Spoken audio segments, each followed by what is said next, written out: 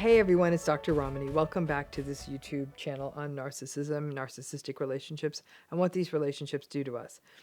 Let's take on something today I'm going to call narcissistic abuse fog. I have no doubt many of you who are going through this will be able to really empathize and understand this phenomenon. I've been reading more about COVID fog, a phenomenon that lingers for people who had COVID for a long time, and with which we see cognitive sort of fuzziness and difficulty concentrating and fatigue that persists for many months after a person has COVID. We also see in people, for example, who receive chemotherapy, that they will talk about a mental fog that they call chemo brain. I'm here today to talk to you about something I'm going to call narcissistic abuse fog, which I'm increasingly seeing as kind of a thing in survivors. What I'm seeing in survivors is this sort of a cognitive cloud, a sense of forgetting things a little bit easily, difficulty paying attention, getting distracted easily, maybe just sort of forgetting where you might have put something down or having to read things a few times before you get it, blanking out for a minute during a TV show and losing the plot. People with this narcissistic abuse fog will notice that sometimes they might even sometimes even have some focus issues at work or with school, or will go into a room and forget why they're there for it. You may need folks to sometimes even repeat something, and people will even get mad and wonder, aren't you listening to me? Because you need to ask them to repeat it. On days the narcissistic abuse flares up, more manipulation, more conflict, whatever might be happening, or there might be an upcoming event that's happening where you need to see them, then this fog may worsen. But even if you aren't having to see them as much or at all, folks will describe this fog sense as hanging around for a long time. Now, I think there are numerous reasons for this.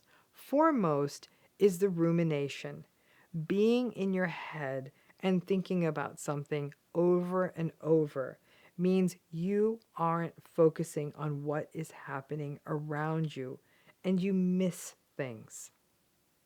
Next is the sheer amount of anxiety that's present in people who are going through narcissistic abuse. These relationships are a constant source of anxiety. Anxiety means we're often a little bit more distracted. When we're anxious, we also don't think as clearly, which can also contribute to this sense of fogginess and unsettledness and distractibility. Narcissistically abusive relationships can also evoke earlier traumas, lack of safety, or relation strife from childhood.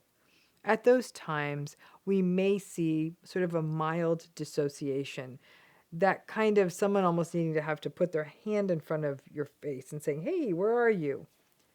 We do kind of check out a little bit, especially if you're being reminded of it or you're really in the thick of it. And if that happens enough, there can sort of be a fogginess there as well. The many reminders that survivors run into, I don't know, on the news, on a TV show, having regular contact who know the narcissistic person who's affecting them, strange reminders that pop up on those stupid reminder feeds on social media. There are chronic reminders, and if you're in it, they aren't just reminders, they're what's happening in your life. Other things that trauma does to folks, the vigilance, the constant state of being on edge, the need to always monitor, that can also contribute to this fogginess. Brain fog in any form is never good. It leaves us feeling foggy. We don't feel as disorganized. We're not thinking straight. We don't feel like we're on our A game. And it can be doubly angering because we're already suffering so much in these relationships. And then having to endure this fogginess on top of it can feel like a double injustice.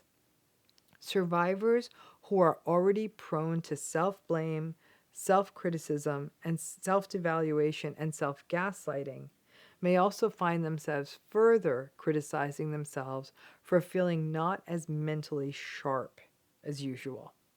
Remember that this brain fog is normal, and it's sort of a normal and expected response in a narcissistic relationship. It just is not a normal way to have to be because you don't feel like you're your full self. But in response to these relationships, we can expect it. The stress of these relationships can be unrelenting, so please don't be hard on yourself. Most people don't hold grace for people going through narcissistic relationships. The rumination itself is enough to drive you to a sense of madness, and lots of people feel very alone as they go through this. So the question is, does it get better? And the answer is yes, especially as you either get out of the relationship, or if you can't get out of the relationship, really and honestly slide into radical acceptance. And while it may still be difficult if you still have to see them, it may not be as bad as it was when you didn't know what this brain fog was about. The worst part is that the narcissistic people who are actually responsible for this brain fogged mess we are in are exactly the ones who are criticizing us for being distracted or forgetful and letting that reinforce their gaslighting narrative. They caused it, and they pathologize it for us. It's actually pretty messed up. Above all else, please be compassionate with yourself. Give yourself breaks. Practice mindfulness.